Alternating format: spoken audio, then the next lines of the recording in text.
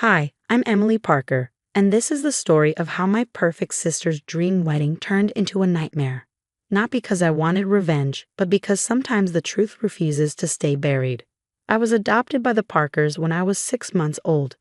My parents, especially my dad, James Parker, always made sure I never felt different from my biological sister Kate, who was born 2 years after they adopted me. At least that's what I thought for 28 years. Dad's company, Parker Innovation Labs, was his pride and joy, a small research and development firm that created custom solutions for manufacturing companies.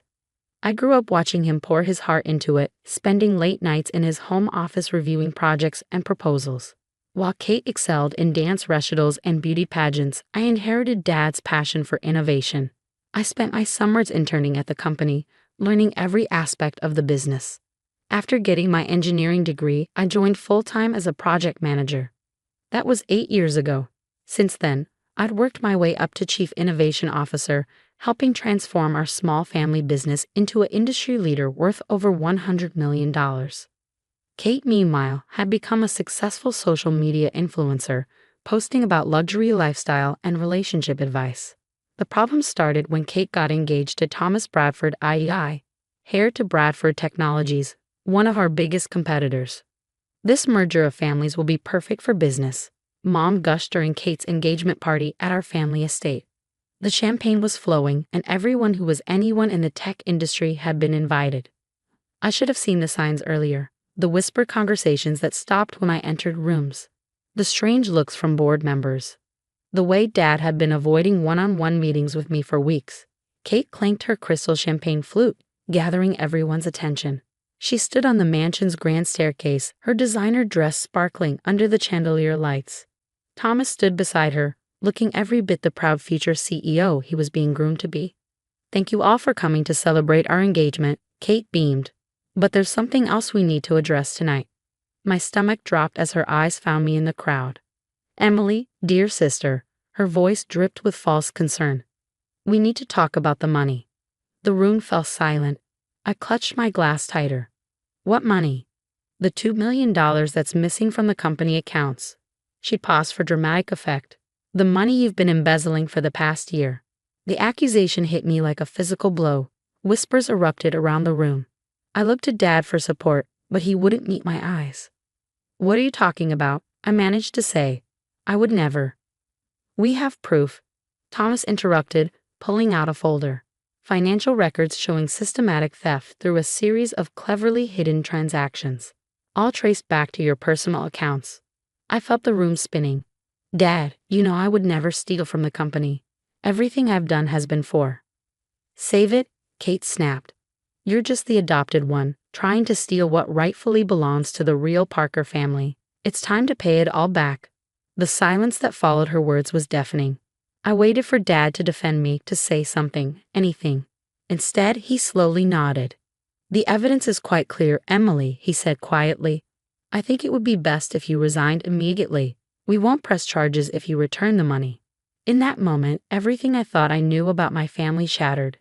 28 years of love and belonging crumbled under the weight of one accusation. I set my glass down carefully on a nearby table. "You want me to resign? Fine, I quit. But you should check those financial records more carefully before you make accusations." I walked out of the party with my head held high, ignoring the whispers and stares. As I reached my car, I heard Kate's voice ring out from the doorway. "Don't forget to return your company laptop and phone. We wouldn't want you deleting any evidence." I smiled despite the tears threatening to fall. My sister had always been so focused on appearances that she never bothered to learn how the company actually worked. She had no idea that for the past 3 years, I'd been documenting everything. That night, as I sat in my home office, I began implementing the contingency plan I created but hoped never to use. Years of watching other family businesses implode had taught me to always be prepared for betrayal. I pulled out my personal laptop and accessed a secure server that Kate and Thomas didn't know existed. Every email, every transaction, every piece of evidence showing who had really been stealing from the company. It was all there, waiting to be revealed. Kate's wedding was in a week. She planned an extravagant ceremony at the city's most exclusive venue. with over 500 guests, including every major player in the tech industry. She'd spent months ensuring it would be the social event of the year. Little did she know, I had my own plans for her special day. Sometimes the best revenge isn't about destroying someone's future. It's about revealing the truth about their past. As I prepared for bed that night, my phone buzzed with a text from Kate. "Don't even think about coming to the wedding. Security has your photo." I replied with a simple smiley face emoji. She had no idea that I didn't need an invitation to crash her perfect day. After all, I designed the venue's security system myself. The next 7 days would change everything. But first, I had some calls to make. The morning of Kate's wedding dawned bright and clear. While she was probably getting her hair and makeup done at the Peninsula Hotel's presidential suite, I was in my home office making final preparations. The last week had been busy. I'd reached out to key industry contacts, set up meetings with the SEC, and gathered irrefutable evidence of what had really been happening at Parker Innovation Labs. But my most important call had been to someone Kate had completely forgotten about: our company's original programmer, old Joe. Joe had worked for Dad since the beginning, creating our core software systems. Kate and Thomas thought he'd retired 6 months ago. They didn't know he still maintained backdoor access to all company servers at my request. "Got everything?" I texted Joe at 9 a.m., all downloaded and verified. He replied, "They never changed the master passwords. Amateurs." I smiled, thinking of Kate's face when she realized her clever financial tricks weren't so clever after all. The money she accused me of stealing, every penny could be traced back to offshore accounts belonging to her fiance's family. At precisely 2 p.m., I parked my car 2 blocks from the St. Regis Hotel. The wedding was scheduled for 4 p.m. in the Grand Ballroom. Security was tight. Kate had made sure of that. But she'd forgotten one crucial detail. I'd installed the hotel's entire security infrastructure 3 years ago through Parker Innovation Labs.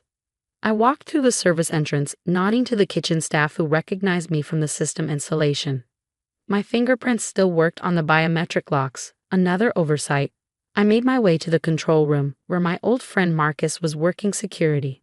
"Emily?" He looked surprised. "They said you were banned."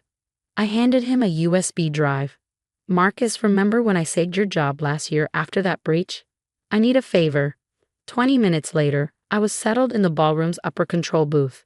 Below, guests were arriving, the who's who of the tech industry, all dressed in their finest. Mom was greeting people, wearing an expensive new dress. Dad stood with Thomas's parents, probably discussing the merger they'd announced yesterday. The merger that would save Bradford Technologies from bankruptcy, using Parker Innovation Labs' money. My money. The money Kate accused me of stealing. At 3:55 p.m., Kate made her entrance for photos. She looked stunning in her designer gown, beaming as cameras flashed. Thomas waited at the altar, looking every bit the proud groom. I waited until the ceremony began, until the minister asked if anyone had any objections. That's when I activated Joe's program. The ballroom's lights dimmed. The massive screens meant for wedding photos came to life. And there, in high definition, began playing a presentation I titled "The Truth About the Parker Family Fortune."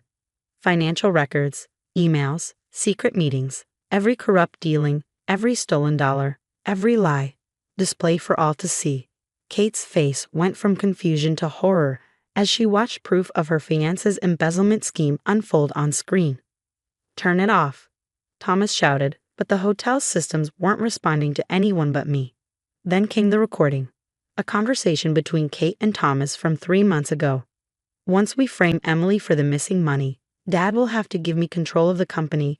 Kate's voice filled the ballroom. "The adopted brat never deserved it anyway. And once we merge the companies," Thomas replied, "we can sell off Parker's assets to cover Bradford's debts. Your father will never know what hit him." The screen switched to security footage of them doctoring financial records in Thomas's office, carefully cracking the trail that would lead to me. The ballroom erupted in chaos. I emerged from the control booth, walking calmly down the main aisle. Kate stood frozen in her white dress, mascara running down her cheeks. "Security," she screamed when she saw me. "They work for me," I said quietly, "or rather, they work for Parker Innovation Labs' security division, which I built from the ground up." Dad stepped forward, his face ashen. "Emily, Save it," I cut him off. "Check your email. You'll find copies of everything you just saw, plus documentation of every innovation and client relationship I brought to the company. My resignation terms are attached. You have 1 hour to accept them. You're bluffing, Thomas snarled. You've got nothing. I smiled. The SEC disagrees. They're very interested in Bradford Technologies' creative accounting, as are your shareholders. I nodded towards several pale-faced board members in the crowd. Oh, and Kate, you were right about one thing. I'm not a real Parker. I'm better. I built that company into what it is today, while you were busy taking selfies and plotting theft. Mom tried to approach me, but I held up my hand. My terms are simple. I take 51% ownership of Parker Innovation Labs, effective immediately. Kate and Thomas are banned from any involvement in the company. And Dad, you can keep your position as figurehead CEO, but your voting rights go to me. And if we refuse? Kate's voice shook. Then I release everything to the media. Parker Innovation Labs might survive the scandal. Bradford Technologies won't. I turned to the shocked guests. I suggest you all go home. I don't think there's going to be a wedding today. The next few hours were a blur of lawyers, documents, and tears. By midnight, I owned controlling interest in the company I'd helped build. Bradford Technologies stock was in freefall, and Kate's perfect wedding had become the scandal of the year. 1 week later, I sat in my new office, formerly Dad's, reviewing acquisition proposals for what remained of Bradford Technologies. A knock at the door interrupted my work. It was Dad, looking older than I'd ever seen him. I should have believed in you, he said quietly. Yes, you should have. Can we ever fix this? I thought about it. Maybe. Not as father and daughter, you lost that right at the engagement party.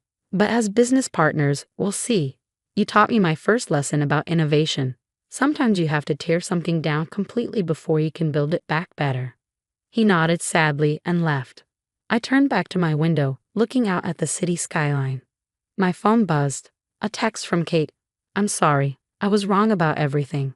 I didn't reply. Some apologies come too late. They say success is the best revenge, but I disagree.